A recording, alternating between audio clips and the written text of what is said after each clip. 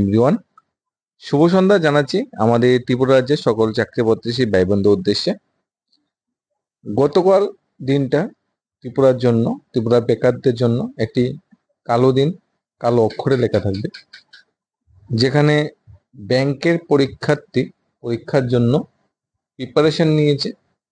সে অনুযায়ী আগরতলায় সেন্টার রূপে সে আশা নিয়ে বুক বেঁধে বসিয়েছিল, কিন্তু সেন্টার আগরতলায় পড়েনি, সেন্টার পড়েছে পার্শ্ববর্তী রাজ্য আসামে।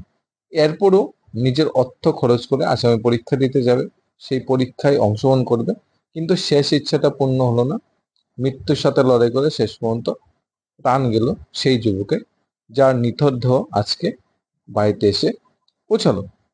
দ্বিতীয় কালো দিন, যেটা টিপিএসসির মতো একটি প্রতিষ্ঠিত সংস্থায়ও কেলেঙ্কারি হচ্ছে এবং চাকরি পরীক্ষা স্থগিত করে দেওয়া হয়েছে। অনেক বেকার পরীক্ষার্থীরা যারা মেইন এক্সামের জন্য প্রিপারেশন নিচ্ছিল, তাদের মেইন এক্সাম মাঝপথে আটকে যাচ্ছে।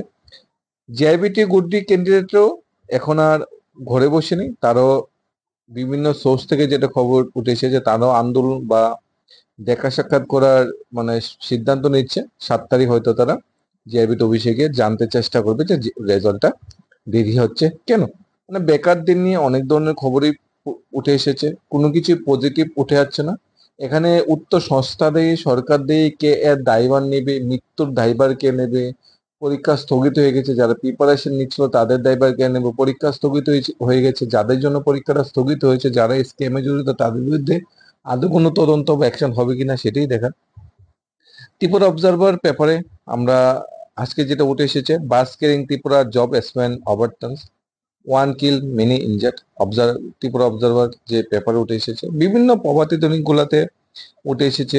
সিএম ইস্যুড হেল্প টোকেন, তারপর ত্রিপুরা ইঞ্জিনিয়ারিং সার্ভিস যে মেইন এক্সাম যেটা পোস্টপোন হয়ে গেছে। প্রতিবাদী কলমে যেটা উঠে এসেছে, বহিরাজ্যে পরীক্ষা দিতে গিয়ে মৃত্যু 1, আহত 45। পরীক্ষা স্থগিত করলো টিপিএসসি ইঞ্জিনিয়ারিং সার্ভিসে। আজকের ফরিয়াদে যেটা উঠেছে যে বহিরাজ্যে ব্যাংকের পরীক্ষা বসতে গিয়ে মর্মান্তিক দুর্ঘটনায় নিহত রাজ্যের যুবক, আহত 45 জন, মুখ্য নির্দেশে ঘটনাস্থলে প্রশাসন। টিপিএসসি ইঞ্জিনিয়ারিং সার্ভিসে আদালতে ধাক্কা গেল টিপিএসসি, মানে তোমরা গাফিলতি করবে, 2 নম্বরই করবে, কেলেঙ্কারি করবে, আদালতে ধাক্কা খেতে হবে। বড় উদ্দেশ্য পরীক্ষা কেন্দ্র আসামে, যেটা আজকে ফরিয়াদে উঠে এসেছে। তারপর উঠে এসেছে ত্রিপুরা খবর প্রতিনিধি পত্রিকায়, চাকরি পরীক্ষা দিতে শিলচরে ভয়াবহ বাস দুর্ঘটনার কবলে ত্রিপুরার প্রার্থীরা, নিহত 1।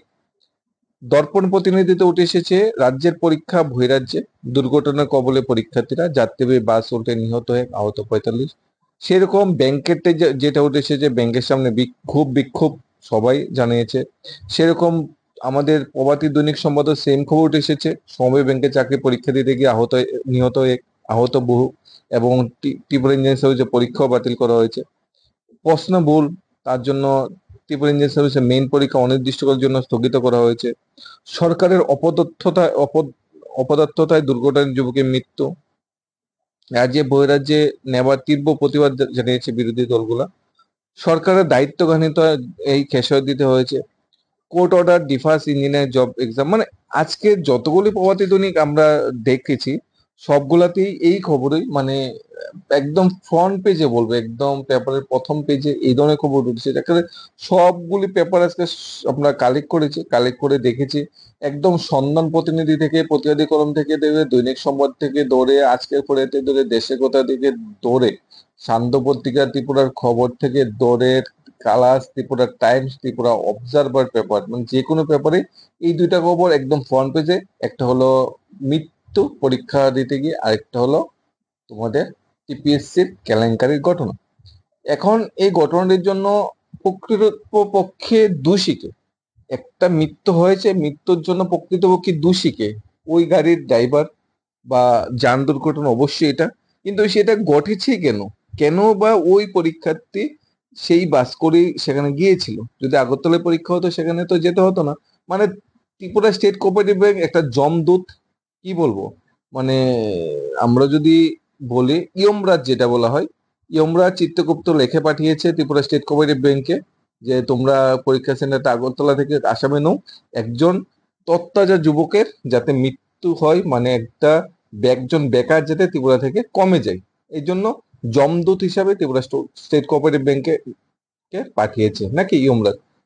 এবং টিপিএসসি কেমন ধরনের কেলেঙ্কারি করছে যে চাকরি পরীক্ষা এরকম আর হাইকোর্টের এই ধরনের কোনো অর্ডার মানে অতীতে আর ত্রিপুরার জন্য বেরিনি, যে চাকরি অনগোয়িং একটা চাকরি পরীক্ষা, চাকরি প্রসেস, পরীক্ষা ঠিক আগের দিন স্থগিত করে দিয়েছে। কি ধরনের কেলেঙ্কারি! এবং যে কমিটি এই পরীক্ষার সাথে যুক্ত ছিল ওই কমিটাকে পুরোপুরি মানে পোস্টপোন, পুরোপুরি ডিসমিস করে দেওয়া হয়েছে এবং নতুন করে কমিটি গঠন করতে বলা হয়েছে।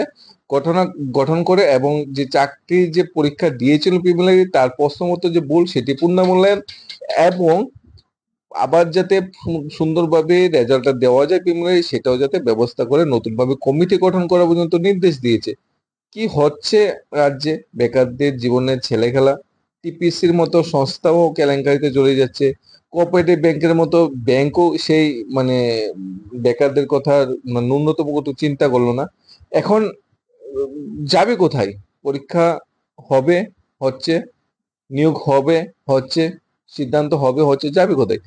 অবশ্যই সরকারের কাছে যেতে হবে, সরকারের দায়ভার অবশ্যই নিতে হবে। কারণ টিপিএসসি একটি সংস্থা, টিপিএসসি ভুল করেছে, টিপিএসসি একটি সরকারি সংস্থা, ত্রিপুরা স্টেট গভর্নমেন্টের আন্ডারে সংস্থা, তাই স্টেট গভর্নমেন্টকে অবশ্যই এখানে অ্যাকশন নেওয়া উচিত। ত্রিপুরা স্টেট কোঅপারেটিভ ব্যাংক একটি স্টেট গভর্নমেন্ট আন্ডার সংস্থা, তাই ত্রিপুরা সরকার অবশ্যই অ্যাকশন নেওয়া উচিত। এখানে একটা অংশ হয়তো ত্রিপুরা সরকারকে দোষী নজরে দেখতে পারে, কারণ কোঅপারেটিভ ব্যাংকে ভুল করেছে বা টিপিসি ভুল করেছে সেটা পরে, আগে গভর্নমেন্ট ভুল করেছে, কিন্তু গভর্নমেন্ট কিন্তু এখানে সরাসরি দোষী নয়।